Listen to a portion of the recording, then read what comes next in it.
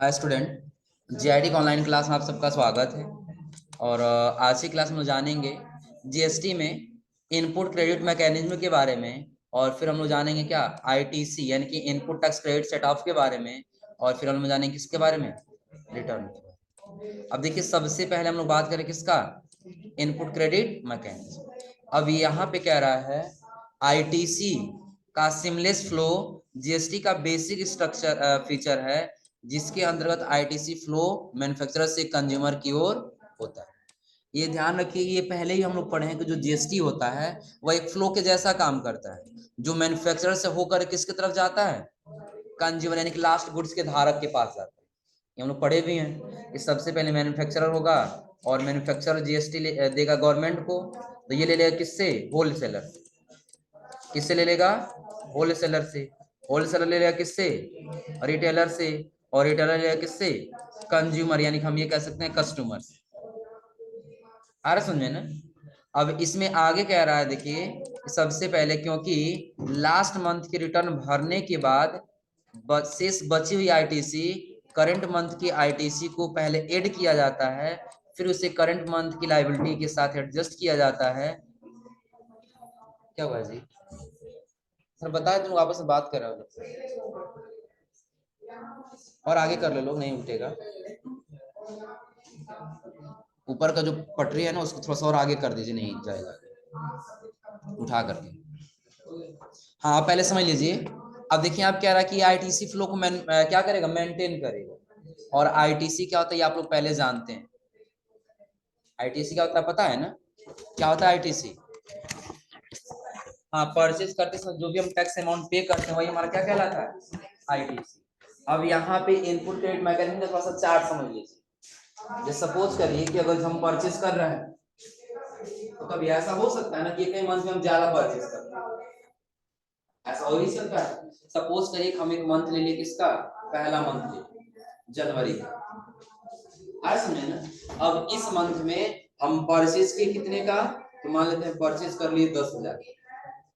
कितने का, 10 का। इस पे जो टैक्स है वो टैक्स दे दिए हम कितना, 1,000 रुपए। टैक्स कितना दे दिए, 1,000। तो यह 1,000 रुपए हमारे लिए क्या कहलाएगा, आईटीसी कहलाएगी। हम लोग पहले पढ़ चुके, आज सुने ना। और इस मंथ में यानी कि पहले मंथ में, जनवरी के मंथ में, यही 10,000 को जो हम परचेज किए थे हम क्या कर दिए, सेल कर दिए। क्या किए, सेल। और सेल जब हम किए थे तो हम किए कितने का, 15,000। कितने का, 15,000।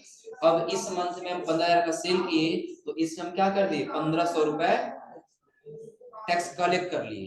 तो यह 1,500 हमारे लिए क्या कहलाएगा, टैक्स लायबिलिटीज कहलाएगा। क्या कहलाएगा, तो जीएसटी पेएबल क्या होगा, हम यही पढ़े हैं ना कि जीएसटी पेएबल बराबर क्या होगा, हाँ टैक्स लायबिलिटी माइनस आईटीसी, यही पढ़े हैं ना। तो इस मंथ में तो निकल के आ जा रहा है कि 1,500 क्या है, टैक्स लायबिलिटी है, माइनस 1,000 क्या है, आईटीसी है। तो बराबर कितना पेमेंट करना पड़ेगा, जीएसटी 500।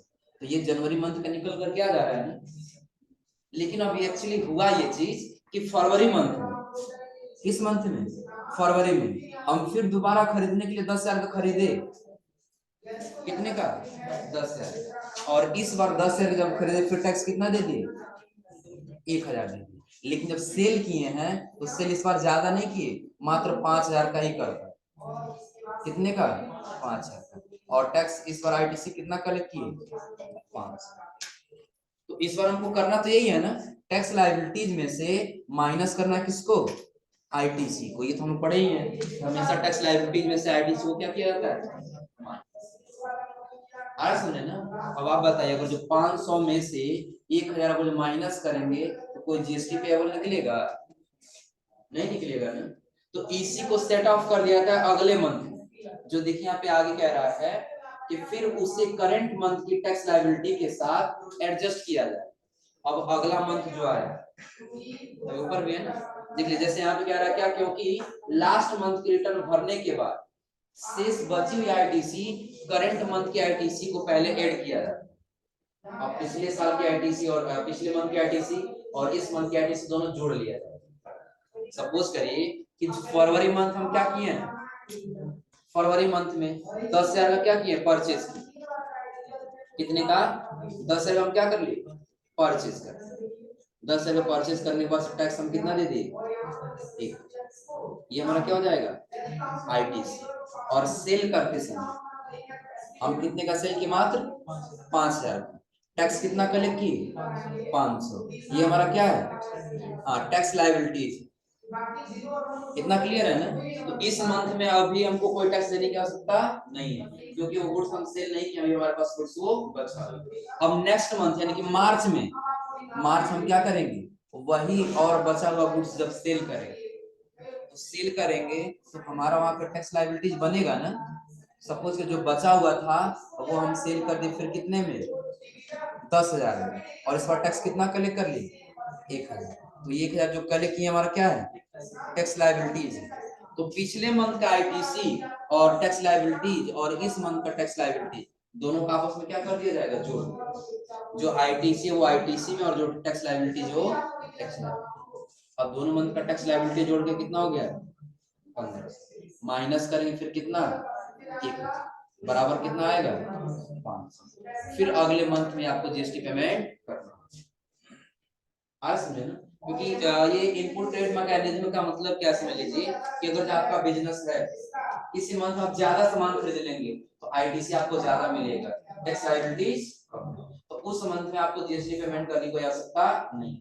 हाँ, नेक्स्ट मंथ में यदि आप कोई सामान ज्यादा सेल कर देते हैं और आपका आईटीसी कम, इनपुट आईटीसी कम है, तब आप वहां पे क्या करेंगे, जीएसटी पेमेंट। ये किसका रूल है, इनपुट क्रेडिट। फिर आगे वही कह रहा है, ऐड कर लिया जाता है, फिर उसे करंट मंथ की टैक्स लायबिलिटी के साथ एडजस्ट किया जाता है। और अगर आईटीसी टैक्स लायबिलिटी से ज्यादा हुई तो टैक्स पेयर को इस मंथ में कोई टैक्स जमा करना नहीं। टैक्स पेयर नहीं, हम टैक्स पेयर है, टैक्स पेमेंट करेंगे। और टैक्स पेमेंट करते समय अगर जो हम दोनों मंथ को एक साथ एडजस्ट भी कर ली, लेकिन फिर भी अगर जो हमारा टैक्स लायबिलिटीज कम है और आईटीसी ज्यादा है, आईटीसी जो हमको प्राप्त होने वाला है और टैक्स लायबिलिटी जो हम कस्टमर से कलेक्ट किए हैं, तो ये कम है और ये फिर भी अभी ज्यादा है, तो इस मंथ में हमको कोई भी टैक्स पेमेंट करने की आवश्यकता नहीं है। इस मंथ में कोई आवश्यकता नहीं, क्योंकि अभी हमारा आईटीसी पहले से ही ज्यादा है। जब टैक्स लायबिलिटी हमारे पर कर्ज होगा तो तुम जमा करेंगे ना, क्योंकि अभी हमारे पर कोई कर्ज नहीं। फिर वही आगे कह रहा है, और शेष बचे हुए आईटीसी अगले मंथ की टैक्स लायबिलिटी के साथ एडजस्ट यानी कि सेट ऑफ किया जाता है। और अगर इस बार क्या होता है, आईटीसी कम पड़ जाती है तो टैक्स जमा करना है। आप 2 मंथ 3 मंथ 4 मंथ काम करिए, अगर जब आपका आईटीसी ज्यादा है, टैक्स लायबिलिटीज कम है, तो आपको उस मंथ में कोई टैक्स पे करने की आवश्यकता नहीं। लेकिन अगर आपका आईटीसी कम हो गया और टैक्स लायबिलिटीज क्या हो गया, ज्यादा हो गया, तब आपको पेमेंट करने की आवश्यकता पड़ेगी। नहीं तब करना क्या होगा, हम जनवरी ले लिए, फरवरी ले लिया, उसके बाद क्या ले लिए, मार्च ले। तो जनवरी में हमारा आईटीसी हुआ था कितना, मान लेते हैं आईटीसी 100 रुपए और टैक्स लायबिलिटीज 80 रुपए। तो टैक्स लायबिलिटीज कम है ना, और आईटीसी क्या है, ज्यादा है, तो इस मंथ हमको कोई जीएसटी पे नहीं। अगले मंथ में जब गए फरवरी के मंथ में, तो इस बार जो हमारा आईटीसी है, इस बार जो आईटीसी है वो आ गया कितना, मान लेते हैं 70 रुपए, और जो टैक्स लायबिलिटीज है वो आ गया कितना, 50। कितना आ गया, 50। तो इस टैक्स लायबिलिटीज को इस टैक्स लायबिलिटीज को जोड़ लिया जाएगा, और उसके बाद से जो यहाँ पे दिया है क्या, आईटीसी और आईटीसी को आपस में क्या कर लिया जाएगा, जोड़ लिया। तो यह आईटीसी और ये आईटीसी मिलकर कितना हो जाएगा, 100, और ये 50 और ये से मिलकर कितना हो जाएगा, 130। तो दोनों मंथ को जोड़ने के बाद से भी टैक्स लायबिलिटी इस पर क्या है, आईटीसी से कम है कि नहीं, तो इस मंथ में भी कोई टैक्स पे करने की आवश्यकता नहीं। हाँ, जब नेक्स्ट मंथ में जाएंगे, अगले मंथ यानी कि मार्च में, और इस बार क्या हुआ कि जो हम क्या किए थे, परचेज किए थे आईटीसी, वो हमको मात्र प्राप्त हुआ 20 रुपए, और हमारा टैक्स लायबिलिटी मिल गया कितना, 50। तो फिर 50 इसमें जोड़ लिया जाएगा और ये 20 इसमें जोड़ लिया जाएगा। हाँ, सपोज करिए कि इस बार ये ज्यादा हो गया, 80 हो गया, अब तो बढ़ जाएगा ना, तो अभी कितना हो जाएगा, 109, यही होगा ना, और ये कितना हो जाएगा, 200। अब टैक्स लायबिलिटी क्या हो गया, ज्यादा, और आईटीसी क्या हो गया, कम। तो अब इनको पे कितने करने की आवश्यकता पड़ेगी, यानी कि 20 पड़ेगा ना, कितना अधिक है 20। तो अब यही 20 रुपए फिर ये क्या करेंगे अपने गवर्नमेंट को पेमेंट, क्लियर है ना। यानी कि इनपुट क्रेडिट मैकेनिज्म क्या अभी समझ आ रहा है ना, कि अगर हम परचेज ज्यादा कर रहे हैं, सेल कम कर रहे हैं, तो टैक्स किस बात को हम पे करेंगे, जब वो सामान हमसे सेल होगा तो हम पे करेंगे ना। तो उस मंथ में, जिस मंथ में हम सेल नहीं कर पाए, उस मंथ हमको जीएसटी पे करने की आवश्यकता नहीं। नेक्स्ट मंथ में भी नहीं सेल कर पाए तो उसमें भी नहीं पेमेंट करेंगे। हाँ, अगले मंथ यानी कि जब हमारा क्या होगा, किसी भी मंथ में टैक्स लायबिलिटी जब प्लस यानी कि अधिक होगा किससे, आईटीसी से, तो ही जीएसटी पेमेंट करना है, तो जीएसटी पेमेंट नहीं। इतना क्लियर है ना। और उसके बाद से अगला दिया क्या, इनपुट टैक्स क्रेडिट सेटअप, जो कह रहा सभी लोकल यानी इंट्रा स्टेट ट्रांजैक्शन का प्रभाव सीजीएसटी और एसजीएसटी पर पड़ता है। ये आप लोग पहले ही जानते हैं, जिसमें आप लोग पढ़े थे ना कि जब भी हम लोग काम करने जाएंगे, टैक्स लगाएंगे, तो अगर जो हमारा स्टेट यूपी का है और यूपी के किसी हम कस्टमर से सेल या परचेज करते हैं, तो वहां पे 2 लोग टैक्स हमसे कलेक्ट करेंगे, एक सेंट्रल गवर्नमेंट और दूसरा स्टेट गवर्नमेंट। तो वही कह रहा है कि जब भी आप लोकल ट्रांजेक्शन करेंगे तो उसका प्रभाव 2 चीज पे पड़ेगा, पहला सीजीएसटी और दूसरा एसजीएसटी पर पड़ता है। और अगला कह रहा है सभी इंटर स्टेट ट्रांजेक्शन का प्रभाव आईजीएसटी पर पड़ता है। और ये हम लोग भी पढ़े हैं कि जब यूपी हमारा स्टेट है और बिहार में यदि परचेज या सेल करेंगे तो वहां पे इंटीग्रेटेड टैक्स लगता है, यानी कि आईजीएसटी लगता है। ये क्लियर है ना। तो वहां पे क्या लगता है, आईजीएसटी। जो आगे कह रहा है, एक रजिस्टर्ड डीलर की टैक्स लायबिलिटी को निम्नलिखित क्रम में सेट ऑफ किया जाता है। अगर कोई रजिस्टर्ड डीलर है, देखिए अगर जो वो सेंट्रल टैक्स कलेक्ट कर रहा है, क्या कलेक्ट कर रहा है, सेंट्रल टैक्स, और अगर जो वो क्या है रजिस्टर्ड है डीलर, तो वो क्या कर सकता है, सीजीएसटी और ये आईजीएसटी दोनों कलेक्ट कर सकता है। सीजीएसटी चूंकि क्या हो जाएगा, सेंट्रल गवर्नमेंट, और आईजीएसटी क्या हो जाएगा, ये भी सेंट्रल गवर्नमेंट के पास ही जाएगा, लेकिन स्टेट गवर्नमेंट को नहीं। अगला स्टेट, अगर स्टेट गवर्नमेंट है तो सिर्फ क्या करेगा, स्टेट गवर्नमेंट को देगा, और दूसरा किसको देगा, आईजीएसटी यानी कि सेंट्रल गवर्नमेंट। और अगला कह रहा है इंटीग्रेटेड टैक्स, ये सिर्फ किसका लगेगा, आईजीएसटी, सीजीएसटी और एसजीएसटी। और उसका अगला कह रहा है यूनियन टेरिटरी टैक्स, यूटीजीएसटी, और फिर क्या कह रहा है, आईजीएसटी। यूटीजीएसटी आप लोग पढ़े हैं कहाँ लगाया जाता है ना, केंद्र शासित प्रदेश। इतना क्लियर है ना। तो अगर जो टैक्स लगाए हैं तो सबसे पहले वो हमारे स्टेट यूपी का, और अगर हम यूपी में परचेज या सेल कर रहे हैं तो 2 टैक्स एक साथ अप्लाई करेंगे। कौन कौन सा, सीजीएसटी और उसके बाद से एसजीएसटी। इतना क्लियर है ना। और अगर जो हमारा स्टेट यूपी में है और बिहार के किसी कस्टमर से हम परचेज सेल कर रहे हैं, तो वहां पे एक ही टैक्स लगेगा, जो क्या होगा, आईजीएसटी। क्लियर है ना। और अगर जो केंद्र शासित प्रदेश है, जैसे हम दिल्ली ले ली, क्या ले ली, दिल्ली ले ली, और दिल्ली से अगर दिल्ली में परचेज सेल किया जा रहा है, या दिल्ली से किसी दूसरे अगर जो केंद्र शासित प्रदेश में सेल किया जा रहा है, तब वहां पे क्या लगेगा, यूटीजीएसटी। वहां पे क्या लगेगा, यूटीजीएसटी। इतना क्लियर है ना। अब इसके बाद जब आगे आएंगे तो अगला हम बात है क्या, रिटर्न। क्या है रिटर्न शब्द, क्या है पहले समझ लीजिए। जैसे हम कोई गुड्स सेल कर रहे हैं ना, पहले क्या कर रहे हैं, परचेज कर रहे हैं, परचेज कर रहे हैं तो क्या प्राप्त होता है, आईटीसी। और अगर जो सेल कर रहे हैं तो टैक्स लायबिलिटीज,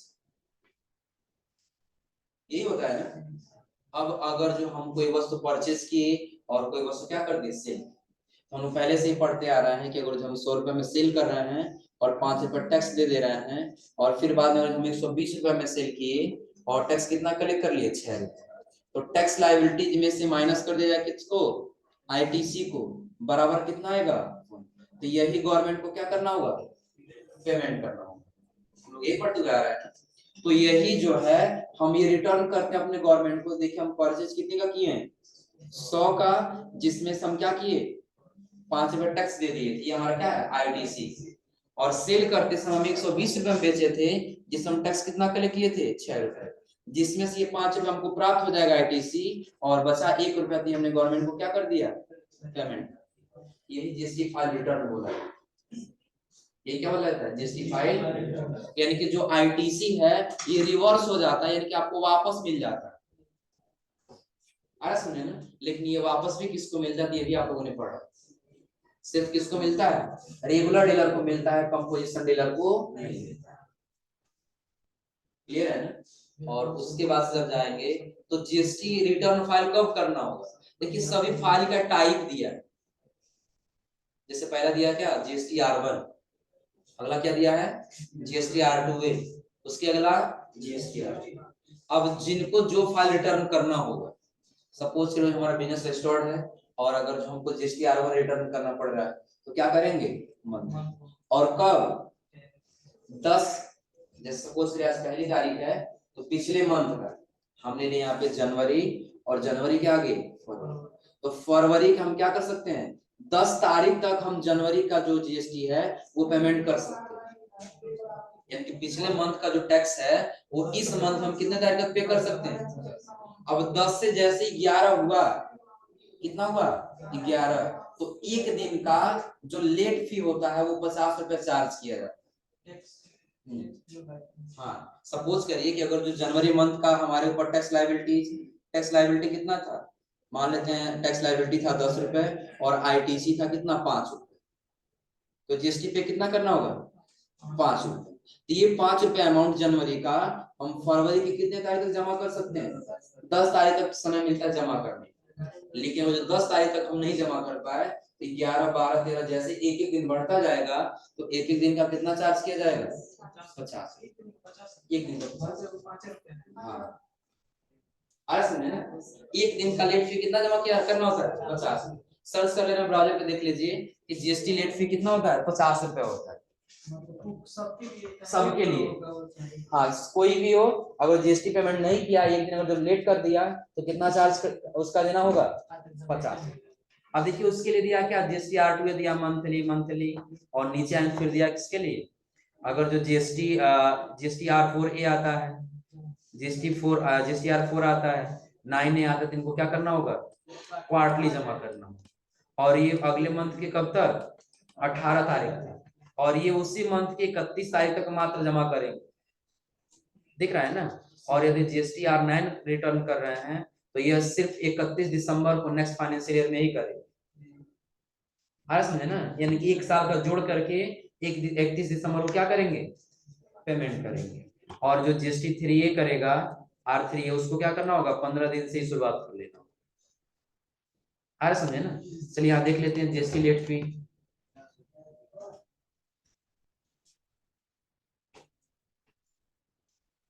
कितना है, 50।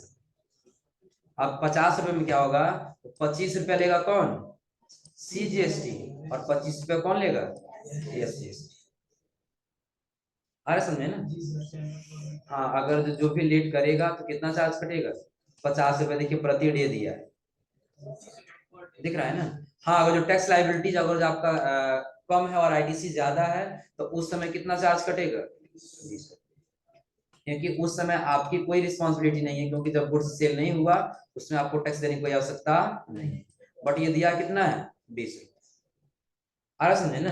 अगर जो आपका टैक्स लायबिलिटी अधिक हुआ, आईटीसी कम हुआ, और यदि आप पेमेंट करने के लिए आपका अमाउंट आ गया 500 रुपए, और यदि आप 10 तारीख तक या जो डेट दिया है जिस फाइल के अंतर्गत आते हैं उस डेट को आपने नहीं जमा किया तो उसके बाद से लेट फी कितना लगेगा, 50। इतना क्लियर है ना। चलिए अभी तक इसमें थोड़ा सा नोट्स में ध्यान दीजिए। अभी तक हम लोग सिर्फ इसमें बेसिक पढ़े थे, थ्योरीज का। आ रहा समझे ना। अब अगला लेसन हम लोग आ जाता है कौन सा, हाँ लेसन 4, यानी कि मेंटेनिंग चार्ट्स ऑफ। तो अब यहाँ से हम लोग के टैली का जो है प्रैक्टिकल स्टार्ट हो जाएगा। क्या स्टार्ट हो जाएगा, हाँ प्रैक्टिकल। अभी ध्यान रखिए इसके पहले जो भी हम लोग पढ़ रहे थे ना, कोई जरूरी नहीं है सिर्फ टैली पे काम करें तो इसकी जरूरत पड़ेगी। आप कहीं भी चले जाइए, किसी भी कंपनी में काम करेंगे, कोई भी अलग सॉफ्टवेयर आएगा तो इन सबकी आवश्यकता पड़ेगी, क्योंकि बेसिक थ्योरी की चीजें थी। आ रहा समझे ना। अब हम लोग जानेंगे चौथे लेसन से कि अगर जो हमको टैली पे काम करना हो तो हम कैसे टैली पे काम करते हैं। आ रहा समझे ना। देखिए इसमें सबसे पहले दे रहा है कीबोर्ड या माउस कन्वेंशन, कैसे आपको कीबोर्ड या माउस चलाना हो। तो कह रहा है टैली में कीबोर्ड या माउस का प्रयोग करते समय अगर किसी अल्फाबेट के नीचे सिंगल लाइन है, जैसे ए के नीचे सिंगल लाइन दिया है ना, तो किसके साथ प्रेस करेंगे? अल्ट के साथ। और अगर जो उस अल्फाबेट के नीचे डबल लाइन है तो किसके साथ? कंट्रोल के साथ। हाँ, जैसे सपोज करिए कि अगर हम काम कर रहे हैं, काम करते दौरान मोड के लिए दिया है, मोड चेंज करने के लिए, और मोड चेंज करने के लिए एग्जांपल के तौर पे लेते हैं यम दिया है, तो यम के नीचे जो सिंगल लाइन है तो अल्ट के साथ यम बटन प्रेस करेंगे। किसके साथ?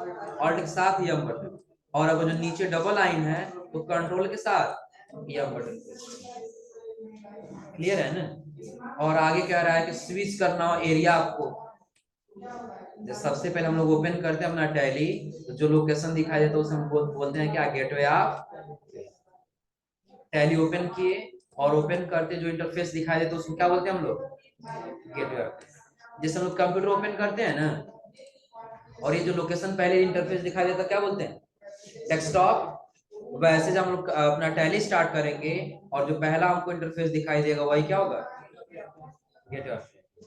आप कह रहा है जब टैली सॉफ्टवेयर को फर्स्ट टाइम लोड किया जाता है तब gateway of tally screen display. और आगे कह रहा क्या? अब हम अगर मेन स्क्रीन एरिया से कैलकुलेटर पैनल पर जाना चाहते हैं तो कंट्रोल के साथ एन या एम बटन प्रेस दबाना होगा। समझ लीजिए कि जैसे कंट्रोल एन ही ज्यादा इसमें काम करता है। जो पुराना वर्जन था टैली ERP 9 उसमें कंट्रोल एम बटन काम करता है, लेकिन जैसे सिर्फ टैली प्राइम आ गया तब क्या काम करता है? कंट्रोल। अब ये कैलकुलेटर पैनल क्या है? जब हम लोग काउंटिंग कर रहे हैं तो कैलकुलेशन करने की आवश्यकता पड़ेगी कि नहीं पड़ेगी? पड़ेगा ना। तो जब गेटवे ऑफ टैली दिख रहा है और उसका साथ नहीं कैलकुलेशन करने के लिए हमारे पास कैलकुलेटर होना चाहिए, तो अगर जो गेटवे ऑफ टैली से कैलकुलेटर पे जाना चाहते हैं तो कंट्रोल के साथ कौन सा बटन दबाएंगे? और आगे कह रहा और अगर वापस मेन स्क्रीन एरिया पर आना चाहते हैं तो पुनः कंट्रोल के साथ एन बटन दबाना। इतना क्लियर है ना? अब देखिए जैसे सपोज करिए कि हम टैली ओपन किए तो ये हमारा जो दिखाई दे रहा है वो gateway of tally, GOT gateway of. अब अगर जो इसमें हमको कैलकुलेटर लेकर के आना है यहाँ पर तो कंट्रोल के साथ एन बटन दबाएंगे। कैलकुलेटर आ गया यहाँ पे है और हटाना फिर से कंट्रोल के साथ एन बटन दबाएंगे। इतना क्लियर है ना? कोई दिक्कत इसमें? तो यहाँ तक पहले आज आप लोग पढ़ के समझ के आइए, और अगली क्लास में आपको बताएंगे कंपनी क्रिएशन, कि कैसे टैली को डाउनलोड किया जाता है और कैसे कंपनी बनाते हैं। आया समझे ना? अब कल की क्लास में क्या करेंगे? पहले टैली डाउनलोड करेंगे, टैली डाउनलोड करके अपना कंपनी बनाएंगे, और कंपनी बनाने के बाद फिर हम क्या करेंगे? प्रैक्टिकल स्टार्ट करेंगे। क्लियर है ना? हाँ, दोनों का काम है अकाउंटिंग करना। आया समझे ना? BGB और जो पढ़ेंगे तो इसके पहले जो हम 3 लेसन पढ़े हैं ना, इस 3 लेसन का जानकारी होना चाहिए। चाहे BGB पे काम करिए, चाहे उन्हें किसी भी सॉफ्टवेयर पे काम करिए। टैली में अगर जो आप लोग ये अकाउंटिंग पढ़ लिए 3 चैप्टर, तो किसी भी सॉफ्टवेयर पे काम करने जाएंगे बस इंटरफेस चेंज रहेगा लेकिन काम सारा वही करेगा। आया समझे ना? जैसे टैली ओपन करेंगे तो हो सकता है टैली में सेल्स वाउचर यहाँ दिखाई दे रहा है, तो BGB में जाएंगे तो सेल्स वाउचर यहाँ दिखाई दे रहा है। आया समझे ना? अदर सॉफ्टवेयर में जाएंगे तो कहीं और दिखाई देगा, बस उसका कलर और इंटरफेस चेंज हो जाता है, बाकी करने का तरीका सबका सेम। क्लियर है ना? आज आप लोग यहाँ तक ये पढ़ करके आ जाइए तो